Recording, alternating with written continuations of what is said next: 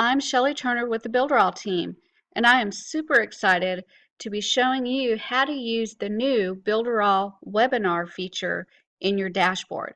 So as you can see, I'm logged into my dashboard, and I'm going to go all the way down here to where it says webinar, and I'm going to click on that. Now here's where we can create our webinars. I've already got one created, and as you can see, it's got several different buttons that you can use. The first button is to delete the webinar. The second button is to edit. The third button is to get the codes for the webinar. And the fourth button is to administer the webinar. We're going to go ahead and create a webinar from scratch. So I'm going to click the plus button. And the first thing it asks you for is the name. Once I fill out the name and the description, I can choose to protect it with a password. If I check mark that, I have to put the password in there. And the users that attend the webinar will have to put in that password. I'm going to go ahead and uncheck it because I don't want a password for mine. And once I fill out all that information, I can just click Create Webinar. And now I have the webinar in edit mode. And the General tab is where I've already filled out my information about the name, description, and if I wanted to go ahead and choose to protect it with a password, I could at this point. The next thing I'm going to look at is contents. From contents, we can choose where our webinar comes from. So I'm going to click the down button, and we can choose it to be a YouTube video, a recorded video, an iframe, or a live Builderall. The live Builderall is not ready yet, so only the first three are available. I'm going to go ahead and choose a YouTube video, and then I'm going to put a YouTube video link in there. I've got my YouTube video link in there, and now I'm just going to click Save Webinar and go ahead and make sure that that information is saved. I'm going to click OK. And then this is the test webinar we're working with, so I'm going to click the Edit button to go back in and edit it some more. So I've got my contents, which was a YouTube video. Now I'm going to work on scheduling. And when I schedule, I can choose how long this is going to last. And we'll say this is going to last 30 minutes. And remember that the duration is in minutes. Then I can choose the schedule to start by a start button that I press to start the video, or I can start by a specific time, or I can start on demand. I'm going to do this one as start by button. So I'm going to click that, and there's my start button right there. And I'm going to click Save again to make sure everything is saved, and then click OK. Now I'm going to go back to the webinar and edit again. And so I have the contents here, I have the schedule here. Now I'm going to do chat. I can enable chat to go underneath this webinar. I can also choose to save the history if I want to. I can clear the history that's already there. I can download the history. And I can make ghost users. We'll do that in a second. I can also choose the chat height, which this one is 15%. I'm going to go ahead and make it 30%. And then I'm going to go ahead and edit the ghost user. So I'm going to click the edit button. Ghost users are users that appear in the chat, and they're not real people. It's just the computer putting them in there. So I'm going to create a few ghost users so you can see how they work.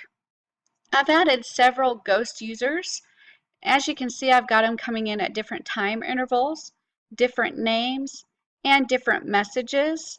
And I've got the ability to delete these or even edit these. So if I want to change something on a ghost user, I just click the edit button, and I can edit that information and then click Save.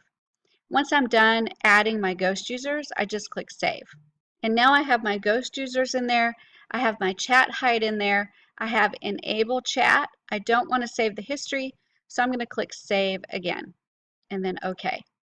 And one more time, I'm going to go into Edit, and I'm going to make sure everything is saved properly. So I'm going to go into General, take a look, Contents, take a look, Schedule, take a look, Chat, take a look, and then Statistics are available once you're done with your webinar. You can put some numbers in to figure out how many people make it to the end, how many people are left before the end, just some general information. And then you can also enter some financial information so you can figure out how much it really costs to put that webinar on. So that's the general and financial information in statistics. And then you can actually connect to Mailing Boss. And the first thing you need to do is add your API keys, which are available in Mailing Boss. And then once you do that, you can click Add a New Schedule Rule. So when you click that button, it brings up the list that you want from your mailing boss and the message that you want to send either before the webinar starts or after the webinar has started. And then you can choose that email going out weeks, days, hour, or even minutes before you start or after you start. You can put in a subject, put in the message, and then put in the send from email. And once you get all of that set up, you just click save, and that will have emails set up in your webinar. Once you have everything filled out correctly, then you click Save Webinar.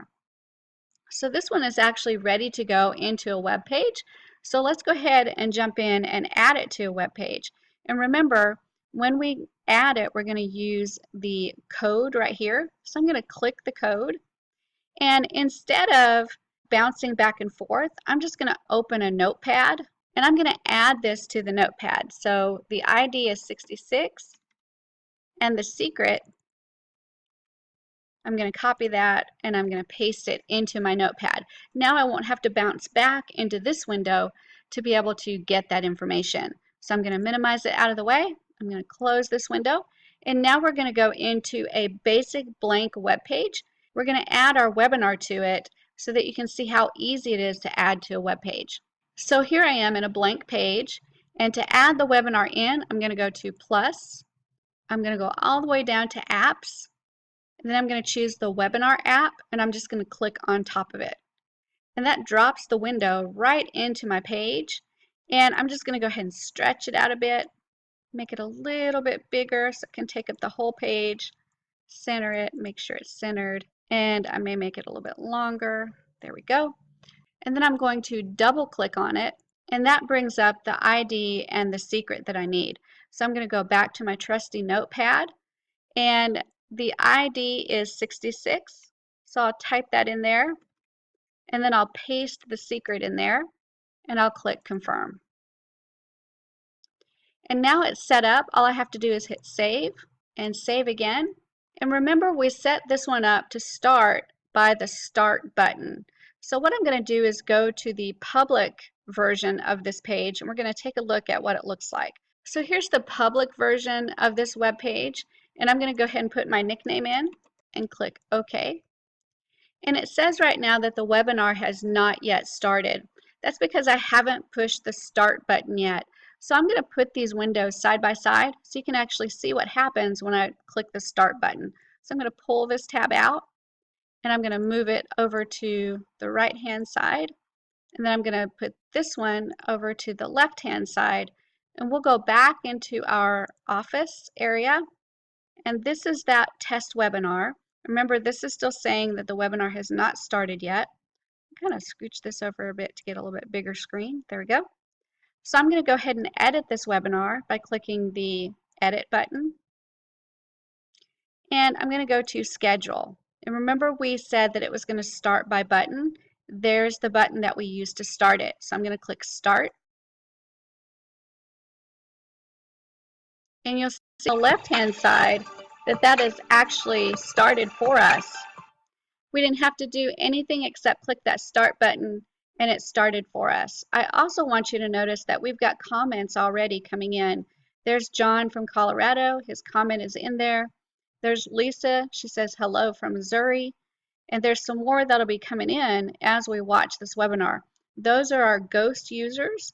Ghost users are a really good way to make your webinar look really active and look like a lot of people are attending. Once the webinar is all the way finished, if I want to restart the webinar later after this has ended and you're sending another group of people at a certain time, it will appear like this to them when they come brand new to the page or they refresh the page.